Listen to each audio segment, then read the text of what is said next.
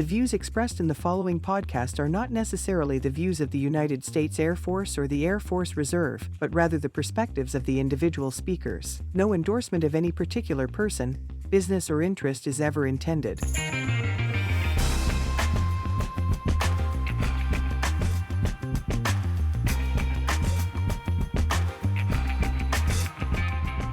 Welcome everyone to another episode of Ready, Set, Airlift. I'm your host, Julian Hernandez from the 433rd Airlift Wing Public Affairs Office. This month, we wanted to take a deeper dive into what it takes to keep the Alamo Wing's C-5s flying. I sat down with one of the Wing's senior maintenance leaders, Major Carlos Rocha, for his perspective of the Alamo Wing maintenance community. All right, Major Rocha, thank you so much for joining me on this episode of Ready, Set, Airlift. I hear some congratulations are in order as you will be officially taking over as the commander of the Aircraft Maintenance Squadron starting March 1st.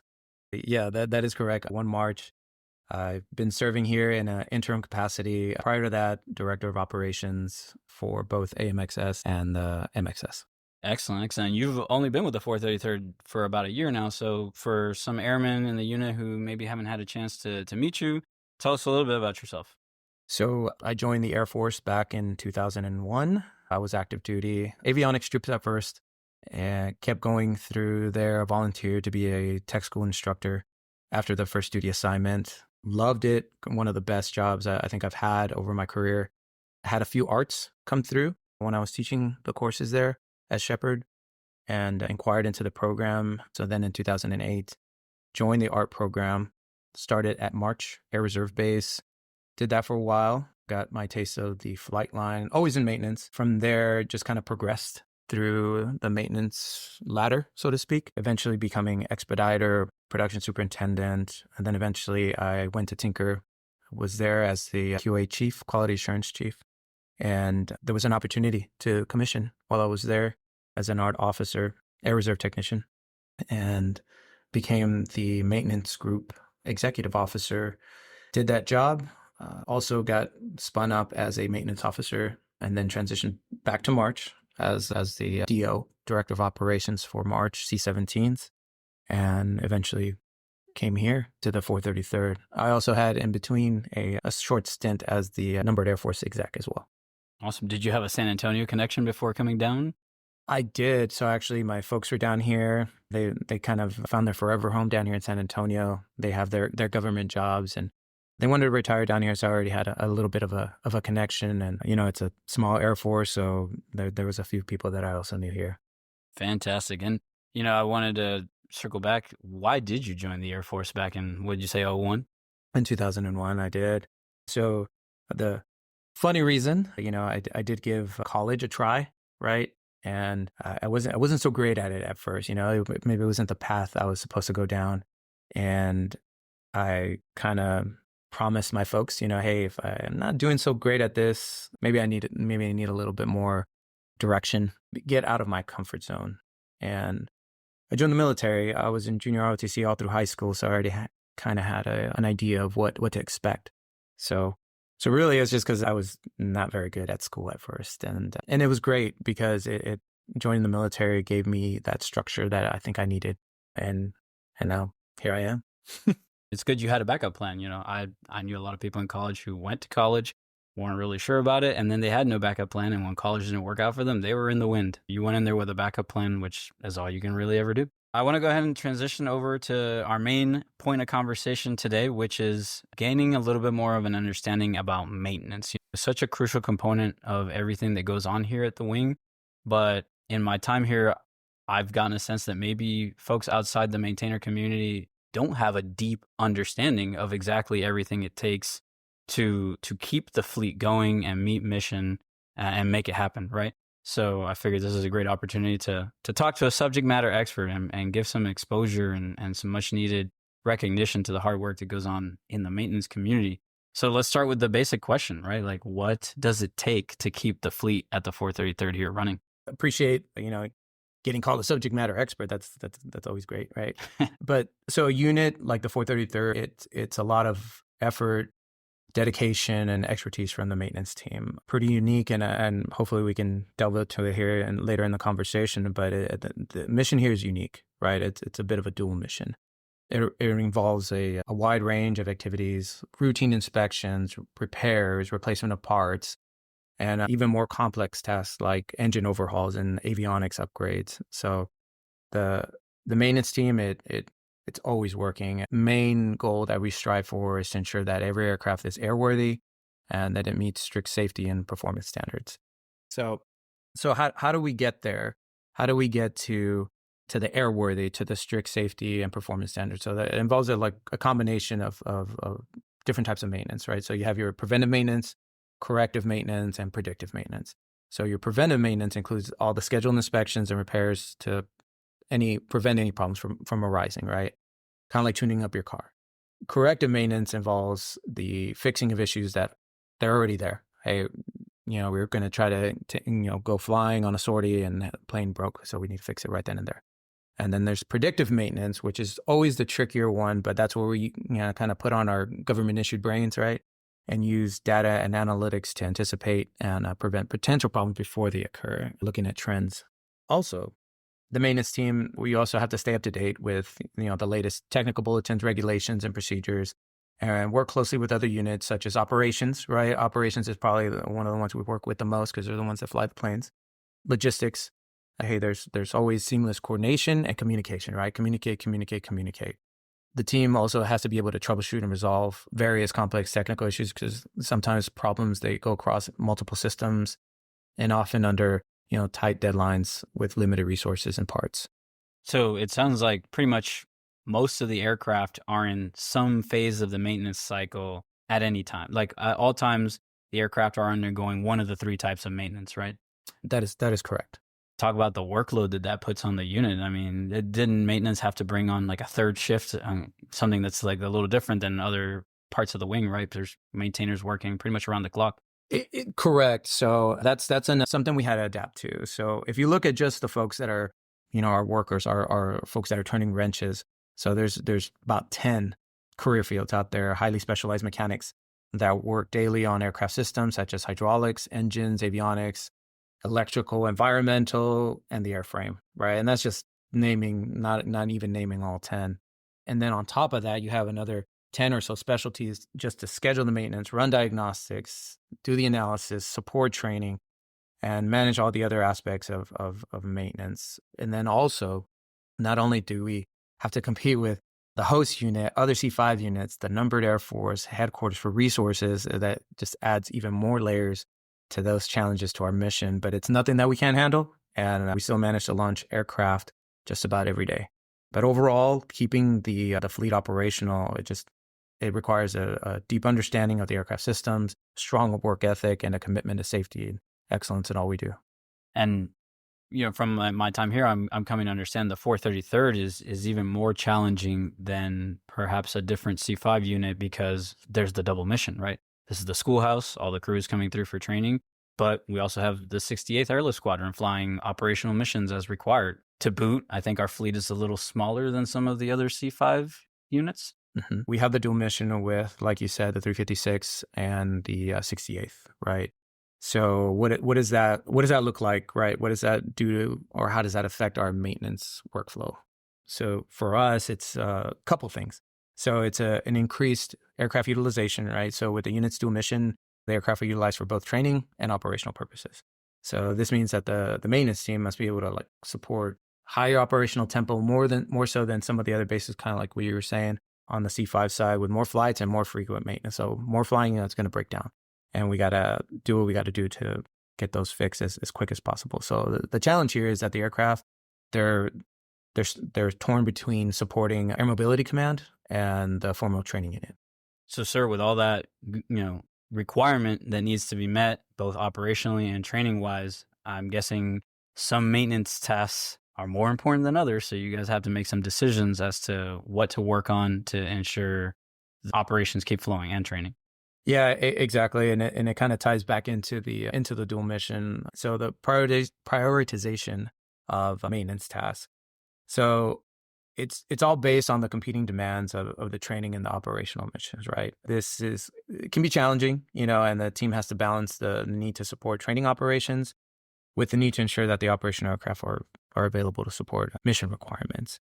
So the competing priorities are, they're here at the base level, and the higher the cause or the higher the priority, well, hey, that's what's going to get the parts. That's what's going to get the manpower and the resources directed towards it. The unit is easily probably one of the busiest in the Air Force, launching aircraft just about every day of the week and multiple times per day, and that's almost a little unheard of for a heavy. Luckily, we have some of the best mechanics here, no doubt. And adding to that is the increased complexity, right? So to the maintenance workflow. So as a team, they have to manage multiple maintenance schedules, track multiple aircraft configurations, and ensure that maintenance tasks are completed timely, efficiently. I've already mentioned resource allocation. And then I would say to kind of wrap all that up, it takes communication and coordination. The maintenance team, it has to communicate and coordinate effectively with all the other units, with ops, with logistics, with training, a mission support group, to ensure that everything is completed, again, timely, efficiently. And that requires strong relationships and clear communication channels. So, but overall, the 433rd's dual mission is as a formal training unit and as an operational unit. It presents unique challenges for the maintenance workflow, but with effective planning, communication, resource allocation, the team, it can ensure that, hey, we're able to support both missions and maintain the high level of readiness and availability required. I want to touch more on the topic of resource allocation because, I feel like one of the terms that's out there right now is resource constrained environment, right? And so I'm pretty much trying to do more with less. I wanted to get your perspective as an aircraft maintenance commander. How is that reality of resource constraint affecting what you do at the aircraft maintenance level? So do more with less, right? I think that's kind of how most of the time, they phrase that particular question, or how it comes out. How does that affect maintenance? So with us, it just shifts around our priorities. So with those constraints in place, whether it's parts, whether it's funds, whether it's manpower, it just makes us dig down deeper into the prioritization part of maintenance task or the missions. And sometimes we also have to work hand in hand with ops, because we have to let them know what we can provide versus their request, right? Because they're the customer. Ultimately, ops, operations, they're the customer, and we're trying to fulfill that request for them. But if we have constraints, we have to communicate that clearly, so that way they can prioritize and let us know, okay, this is what you can give, this is what we're gonna ask for then, and then we work from there. So it's just back and forth especially with operations. Yeah, no, a lot going on, and as you mentioned, I think the 433rd is unique with that dual commitment of having to balance a sustained recurring training requirement, but then unpredictable operational requirements that come down as needed, and probably at the worst possible time. When the training schedule is hot, that's probably when a mission's going to come down. It exactly correct. And so with the the formal training unit, it's sometimes a little bit easier to predict because they have their curriculum that they follow. So sometimes we can sit down and sync up or synergize their schedule versus what we can provide on the long range schedule that we maintain. Well, sir, we're talking about constraints, and really in today's operational environment, that is just one of many things that is likely to be on the mind of members. But if as a maintenance leader specifically, what do you feel are some of the things that your maintainers are thinking about or concerned about right now? So I'll try to. It's probably a lot, right? But let's do like top 3. Yeah, I was gonna say let's keep it to a top 3. So been in the maintenance world for a while now, right? 24 years now, goes by fast. But for me, top 3 concerns here, right? We're talking about the Alamo wing maintainers. So one of the first ones I think that's on their minds is the workforce development and the retention, right? So maintainers, they get concerned with the challenges of recruiting, training, and retaining skilled technicians because there's turnover. Right. We're always competing with, if you were to go outside of our gates, there's competing aerodynamic companies, Boeing, Northrop Grumman, those type of folks. So the retention is always there. And so other concerns along with that is the availability of training opportunities and competitiveness of pay and benefits and the need to develop and promote from within. So a lot of those factors go into the retention portion and the development, because I've discovered that for the most part, folks that are here, they want to be here and they want to continue growing here in the maintenance group. So how do we as leaders do that? Right. And that's one of our challenges. And then we're always trying to better improve processes, better identify and hear our maintainers at the ground level and hearing what they have to say. So, hey, we can take some action as senior leadership. And then along with all of that too, with the retention piece, there's the addition of more manning, to handle the grind of the day-to-day operations.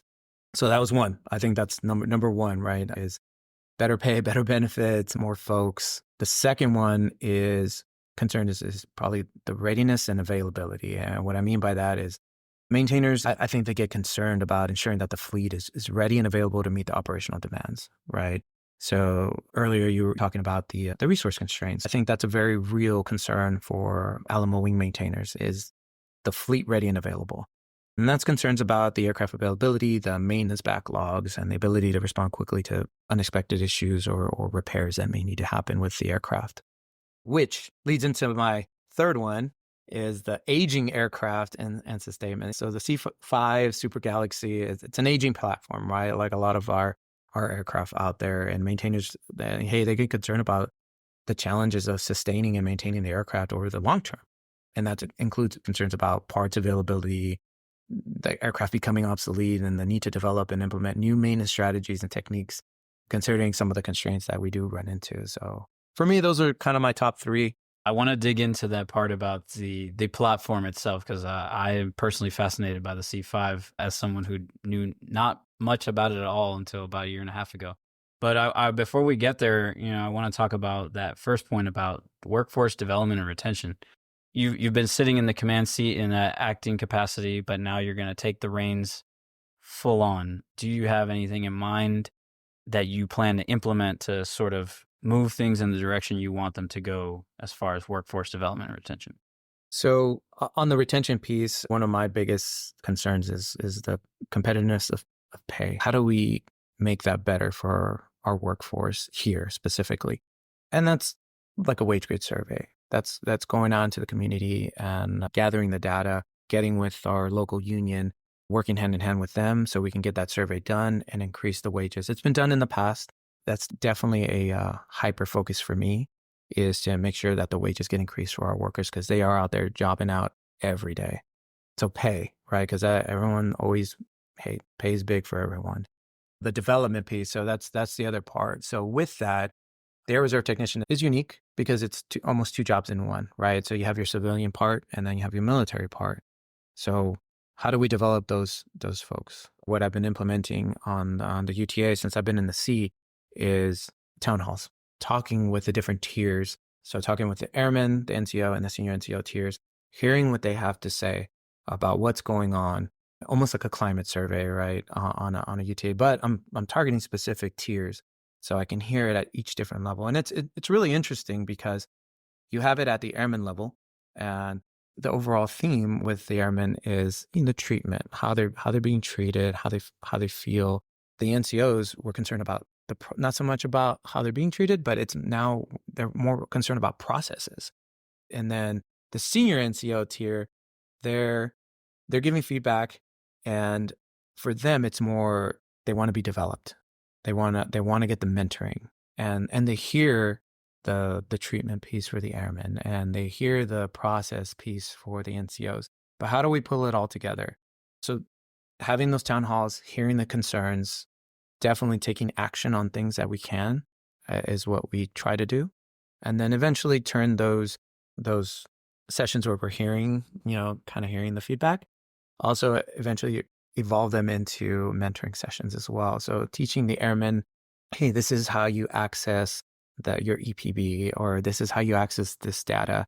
And then with the NCOs, hey, this is how you write the narrative statements or write an award. Senior NCOs, hey, this is the things you should be doing to QC these packages or these awards or these, higher level functions that you should be doing for a senior NCO. So at first it's going to be a feedback session and then eventually evolve into mentoring or highlighting certain things or skills that we can help improve with our force and develop them. So hopefully that makes them feel like, hey, the senior leadership cares, right? Because if we're not developing our folks, then, we're not really doing our job. So.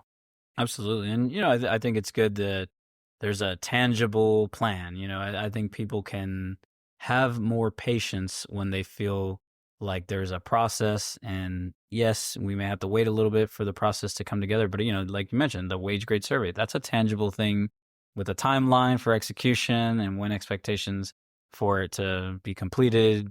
More or less you can set when those expectations are. So moving in the right direction, or at least a plan to get things moving in the right direction, which is important.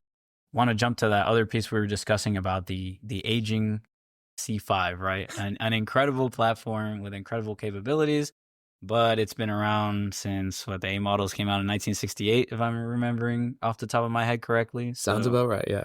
Even in my short time around the C5 community, I've heard the rumor mill, the water cooler talk of, are they going to get rid of the C5? Is there another aircraft that can take care of this capability? What's going to happen to C5s? I think from where I sit, it seems safe to say the C5 is not going anywhere for a few years. But what's your take as someone who works day to day on this airframe? So for that number 3 concern, right, I think is where I mentioned it. I don't think it's going anywhere. That's, to me, the bottom line. It kind of like you were mentioning, I hadn't had too much exposure with the C5, so I've been very involved with C-17s and 135s throughout my career. And so this was a new MDS or a new airframe to learn. And it's definitely interesting. I don't see it going away, but the biggest challenge is for, the aircraft availability that we run into. It comes down to the 3 Ps. It comes down to people, parts, and planes. And so we got the planes. We're working on the people piece, but the parts. So that one of the advantage probably that the other airframes have, like the 17s and the 135s, they always have those parts available. So that's kind of for us maybe one of the constraints at the moment. But they're working many initiatives so we can get back on pace. From my understanding, the efforts to oust the C5 ultimately failed because guess what? There's not another airframe that can do the same things that the C5 can do. So yeah, let's explore that a little bit more. Those unique capabilities of the C5. I mean, I, for one, was impressed that you could put tanks on it as a guy who came from the Army. Yeah. So I will say that the Super Galaxy, it's iconic, right? It's a big plane and a versatile platform. And as you mentioned, it's played a critical role in military operations for decades. So it's going to continue being an important part of the military's airlift capabilities for many, many years to come, probably once we're both retired. But it has undergone significant modernization, upgrade efforts in recent years, including the addition of new engines, avionics, and other systems. And the upgrades have improved the aircraft's performance, reliability, and maintainability, and extended service life, like we've done with a lot of other aircraft in our fleet. But unique capabilities, right? So you're asking about unique capabilities of why it's an essential part of the military's airlift fleet. So it has a large cargo capacity, large range, and again, can't say enough about the versatility of it to make it an ideal platform for a wide range of missions, from strategic airlift to humanitarian assistance and disaster relief, which we've executed here in recent months. So challenges ahead, including the need to address like we've already talked about, the ongoing maintenance and sustainment issues. But again, the Super Galaxy is going to be a vital part of the airlift capabilities. For example, you said it about the tanks. So the Army and the Navy need the C5 to move some of their outsized cargo, so kind of like the tanks. Not to mention it has double the space of a C-17, and C-17s are also very big aircraft. I mean, I've worked around them for many, many years, and can be quickly used to build up a theater of operations in support of humanitarian effort or contingency. So every year, more upgrades are added to the C5, and I suspect, kind of like the B-52 bomber, that the C5 it's going to be around longer than anyone can predict. Combined with the expertise and dedication of the maintainers who work on it, it's indispensable asset for the military. I've been lucky to go on quite a few good missions in my short time with the unit, but hands down, my favorite thus far was when we got a chance to fly some humanitarian supplies down to Panama. I think it was like 172,000 pounds of food flown down to Panama through the Denton program, humanitarian assistance. And just, we had an opportunity to see the humanitarian crews who were taking the delivery. They got to see the aircraft come on and deliver, these pallets after pallets of food, and the look on their face said it all. I think in my interview with one of the representatives, he said, I wish we could get one of these planes here with food every day. It would solve our problems. So it is amazing to see, the capabilities of the C5 used for something so tangibly good. That being said, now that we've gotten a better understanding of what it is that maintenance does and the unique challenges and capabilities that come with the C5, the schoolhouse mission, balancing that with operational concerns, I have to imagine even in your time here, you've run into like just some basics that you wish people understood about maintenance, that you're like, really? Like, how do people not know this about maintenance? Maybe some things that are, like we wish that people knew, like outside of maintenance, right? That they would know, or that they just should know about us. So I'll try to keep the list short here for you. But maintenance is not just about fixing broken things, right? So maintenance it's a proactive and preventive process that involves anticipating and preventing problems before they occur. It requires a deep understanding of the complex systems. Each of our maintainers has to have a thorough understanding of their particular aircraft systems, to include the mechanical, the electrical, and the avionics system, right? And I'm just kind of generalizing here.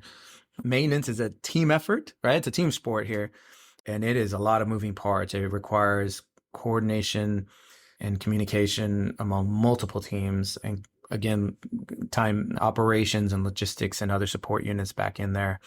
It's challenging. Maintenance is challenging, but a rewarding, very rewarding career. Kind of like you were saying, those tangibles, seeing the end result when we deliver the food for humanitarian relief, right?